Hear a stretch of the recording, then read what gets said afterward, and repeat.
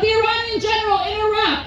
We saw Raytheon stocks go up, Lockheed Martin, Northrop Grumman, all of Boeing, all of the weapons manufacturers. Oil is at an 8-month high. Police in cities like Los Angeles and New York are upping the security state to, quote, ward off terrorism. This is by design. This is not about democracy or freedom. This is not about protecting the Iraqi people, the Iranian people, or even the American people. This is about money and power. A saying we have on the left is no war but class war. What do we mean by that? We mean no war for oil. We mean no violence for profit. Yeah. We mean no war, but the war we are forced to wage to take back what is ours from the ruling class.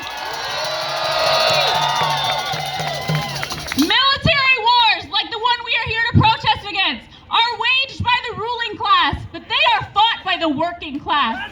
Military recruiters recruit poor kids. They prey on working class kids, increasingly immigrant kids. Kids who have more in common with the people who they are sent to kill than with the monsters who are sending them there.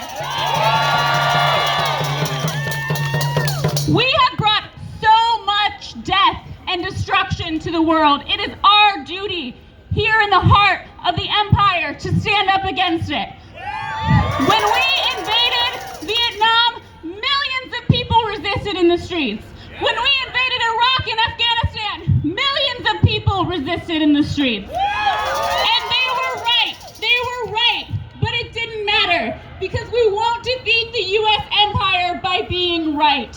We have to organize beyond this. There are so many more anti-war activists here tonight. In DSA, we have an anti-imperialist working group. We're meeting next week. Come talk to me about it. We have to organize beyond getting in the streets. Getting in the streets is the first step. If you work for a media organization that is pushing Trump's lies, go on strike. If you work for a weapons manufacturer, go on strike. Yeah. If you work at a port that is shipping these weapons, go on strike. If you are in the military, disobey orders.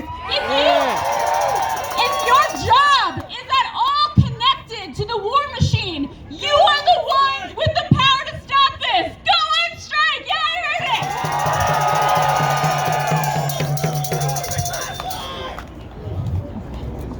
it. Kara just told me I didn't introduce myself. My name's Olivia. I'm with the Democratic Socialists of America. Yeah. The only thing that will put an end to these illegal wars is if we become ungovernable. Yeah. The only thing that will put an end to these illegal wars is a mass movement that can not only mobilize and organize, but one that has the power to win. Because when we fight, when we fight, when we fight, when we fight, when we fight, hell yeah, let's win. So tonight, we're going to hear from U.S. military veterans. We are going to hear from people from the Iranian and Iraqi communities, and we're going to hear from community leaders. First, I want to bring Philip Wolf. He is a candidate for city council. He is deaf, but he would like to lead a chant with his voice. So we're going to do a chant with Philip.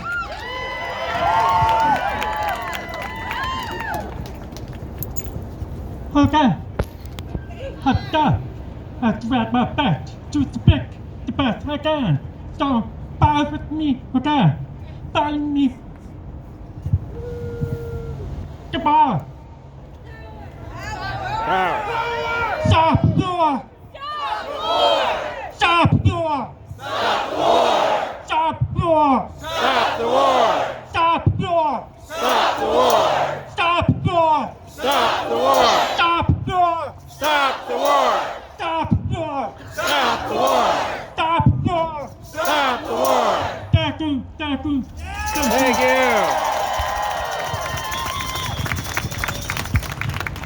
All right, next we are going to hear from the co-chair of Jobs with Justice, Alyssa Pariah.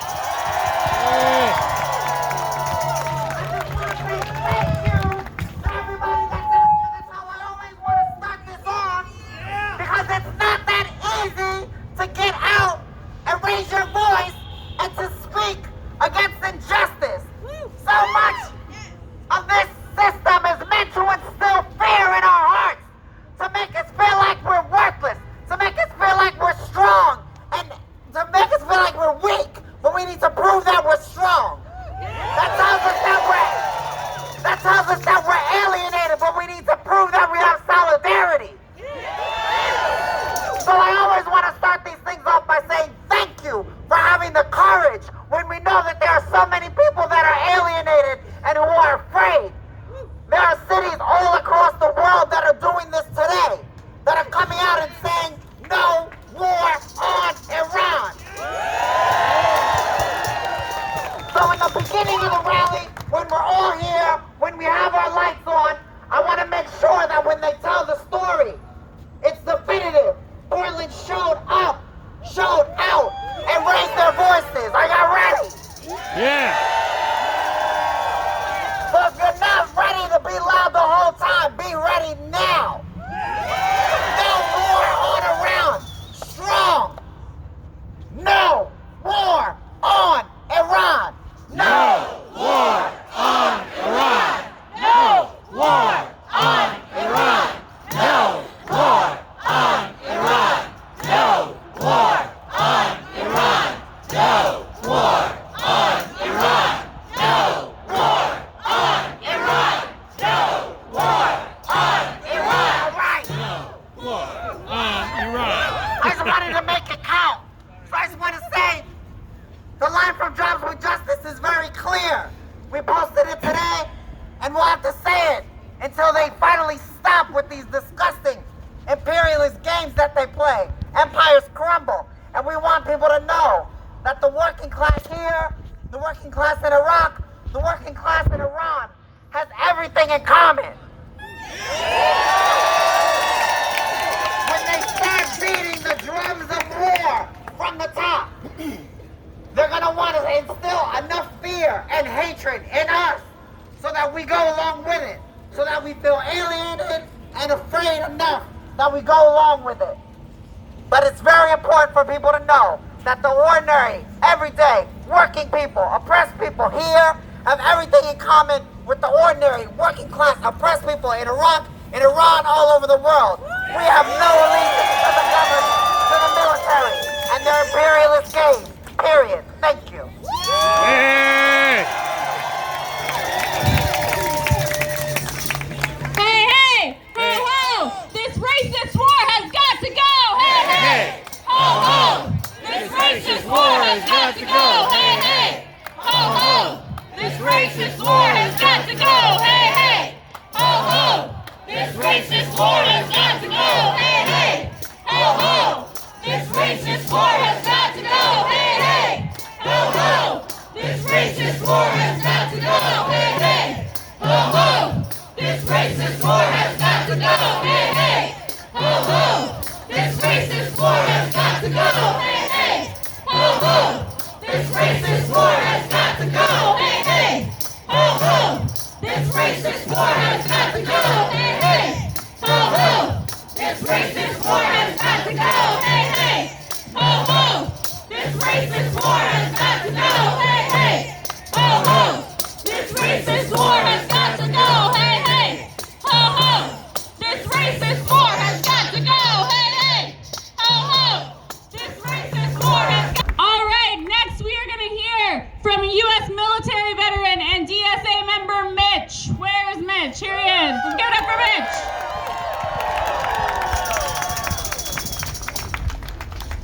Thank you.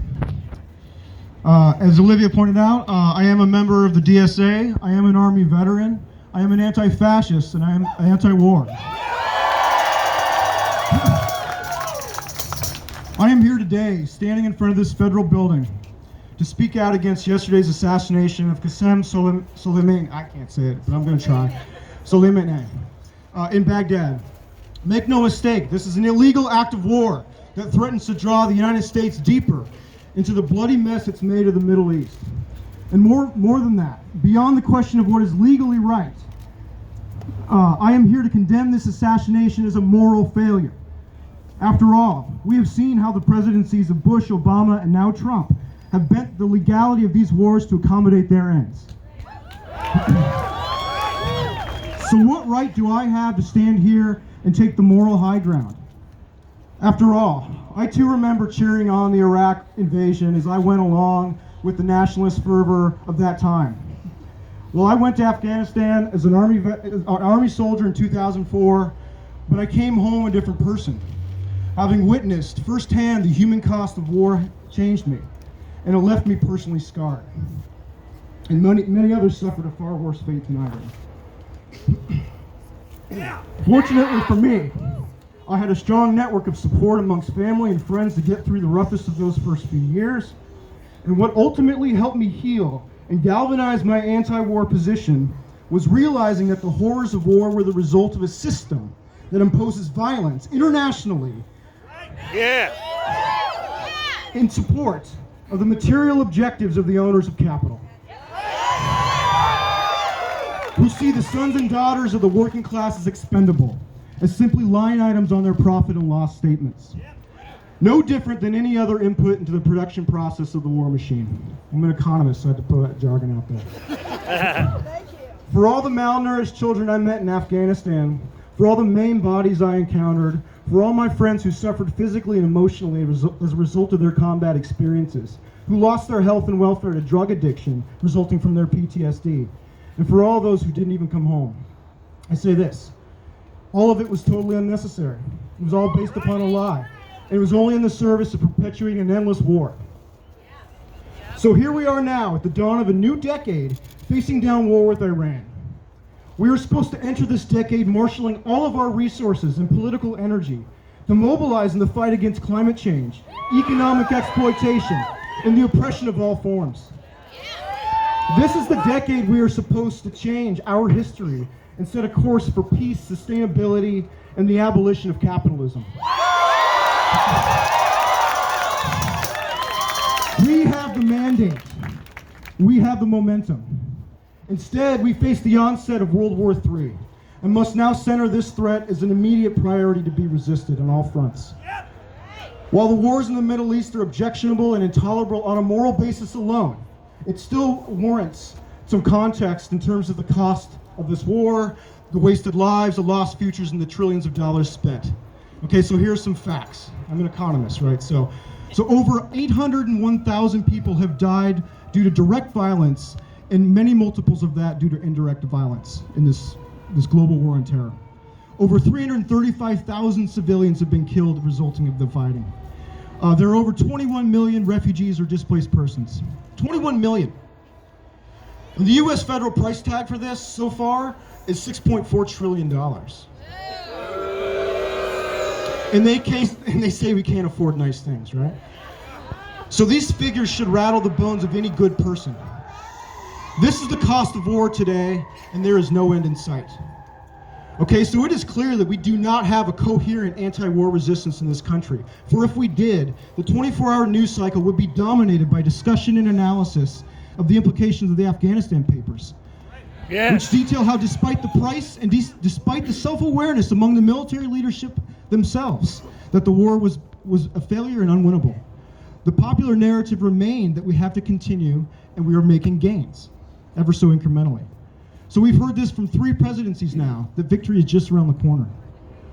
And we have this maintenance of the lie that the occupation of the Middle East is something that can be won, as if that has any practical meaning for working class people here and abroad. So I say enough is enough. Yeah! To wrap it up, I say to you as a veteran of the war in Afghanistan, no war in Iran! No war in Iran! Not in my name! Not in my name! Shut it all down and bring them all home. Shut it all down and bring them all home. So if you're a veteran and you share my views, then I say to you, you are not alone, and please join us. Yeah!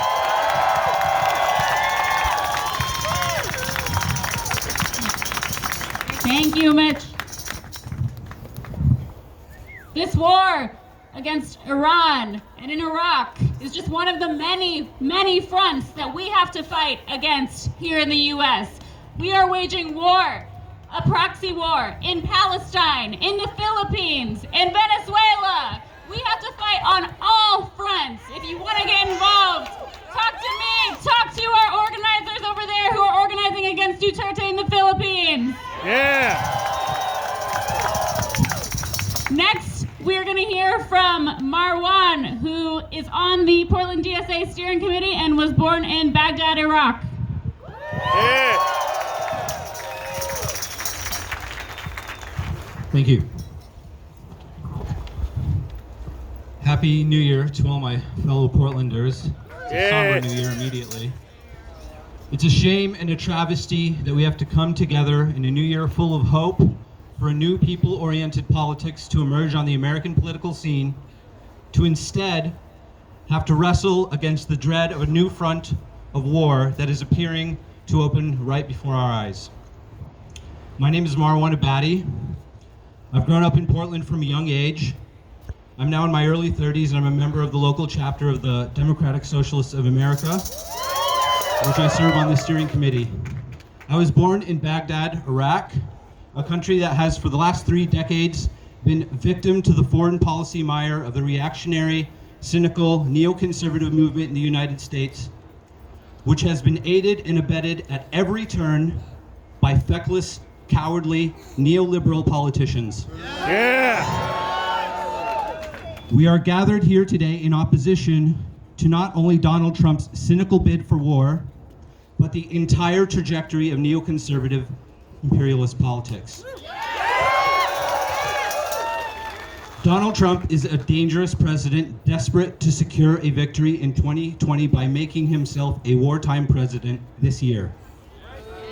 This cynicism is nothing new, however. There hasn't been a president in the last 30 years who hasn't engaged in this type of dangerous political theater, whether it was launching cruise missiles into Iraq in the late 90s by Bill Clinton, or the invasion of Iraq in 2003, or to the troop surges in Afghanistan under Obama. This reckless, dangerous escalation culminating in the assassination of the Iranian general in Baghdad this last Thursday risks not only more danger for Iraq and the Iraqi people, but for all neighboring countries. It is foreseeable and possible for this to escalate in a total state of war in the Middle East. This would not serve the express demands of the Iraqi people who protest against their government at great cost, as some no doubt have heard in the news, for their common interest and general will.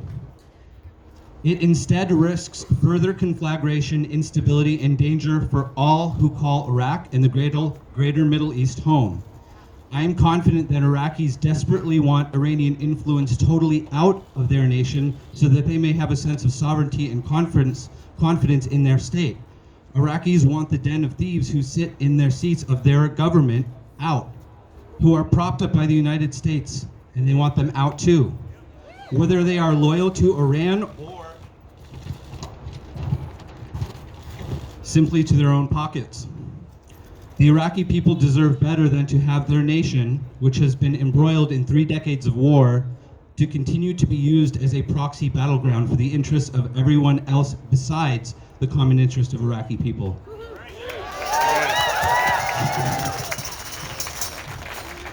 Iraqis want their national resources to be used to build their country, to build institutions to serve the people, to regain guarantees for their life, liberty, and dignity.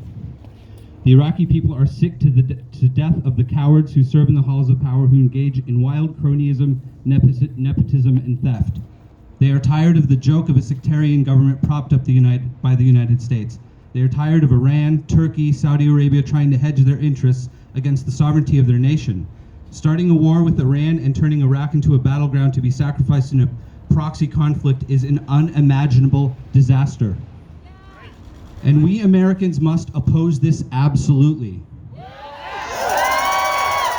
Please contact your representatives and demand they take immediate action to de-escalate and to press instead for a full-bore diplomatic de-escalation. No one benefits from an escalated conflict besides the military-industrial complex, the global 1%, right-wing interests in Israel, and all the narrow interests of various Armageddon factions.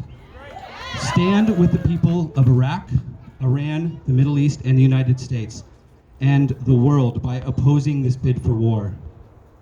Vote for Bernie Sanders in the Democratic primary and again in the presidential election. Refuse the status quo and do not let the days go by without speaking up about these issues. Keep the pressure up. Give a chance to a new world order where the interests of the people reign supreme over and above the interests of private elites. If these politics are sensible to you, fight the class war and join the Democratic Socialists of America. Thank you.